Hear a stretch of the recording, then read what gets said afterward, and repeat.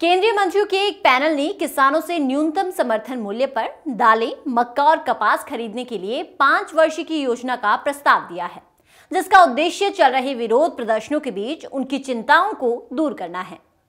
केंद्रीय मंत्रियों के एक पैनल ने किसानों से न्यूनतम समर्थन मूल्य पर दालें, मक्का और कपास खरीदने के लिए 5 साल की योजना का प्रस्ताव दिया। पंजाब हरियाणा सीमा पर चल रहे विरोध प्रदर्शन के बीच किसान नेताओं के साथ चर्चा के बाद ये प्रस्ताव सामने आया। पंजाब किसान मजदूर संघर्ष समिति के महासचिव सरवन सिंह पंधेर ने कहा कि बैठक के दौरान केंद्र सरकार ने 5 साल की योजना सहित कुछ विचार पेश किए, जिसके बाद किसानों ने दिल्ली चलो मार्च पर रोक लगा दी है। चलिए आगे आपको सरकार द्वारा दिए गए इस प्रस्ताव के बारे में पूरी डिटेल बताते हैं। सरकार के प्रस्ताव में सबसे पहले आता है दीर्घकालिक एमएसपी समझौता। सरकारी एजेंसियां किसानों के साथ समझौते के जरिए 5 वर्ष तक दलहन, मक्का और कपास की फसलें एमएसपी पर खरीदेगी। सहकारी समितियों की भागीदारी, एनसीसीएफ और एनएएफईडी जैसी संस्थाएं एमएसपी खरीद सुनिश्चित करने के लिए विशिष्ट फसल उगाने वाले किसानों के साथ अनुबंध करेंगी। असीमित खरीद मात्रा, खरीदी गई मात्रा पर कोई प्रतिबंध नहीं होगा और किसान सुरक्षा और बाजार स्थिरता में वृद्धि होगी। खरीद पोर्टल का विकास, पारदर्शी लेन देन की सुविधा के लिए एक समर्पित पोर्टल स्थापित किया जाएगा। इस प्रस्ताव पर किसान नेताओं की प्रतिक्रिया की बात करें तो आपको बता दें कि इसमें मूल्यांकन प्रक्रिया के तहत किसान मंच प्रस्ताव पर चर्चा करेंगे और निर्णय लेने से पहले विशेषज्ञों की राय लेंगे। विरोध की बहाली की बात करें तो यदि समाधान नहीं हुआ तो अनसुलझे मांगों पर जोर देते हुए 21 फरवरी को दिल्ली चलो मार्च फिर से शुरू होगा।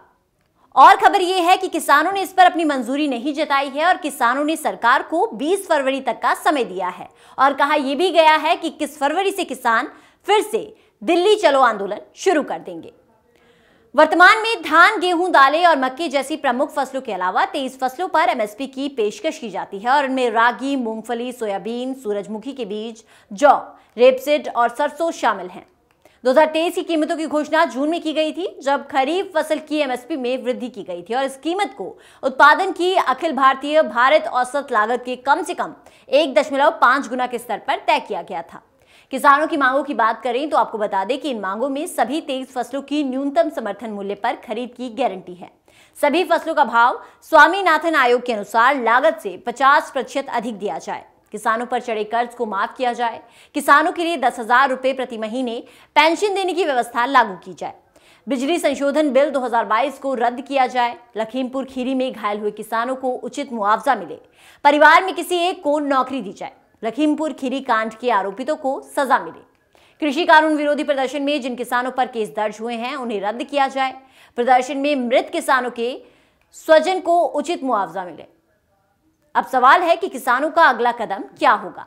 सरकार के साथ 4 दौर की वार्ता के बाद किसान अब भी दिल्ली से सटे दूसरे राज्यों की सीमाओं पर डटे हुए हैं।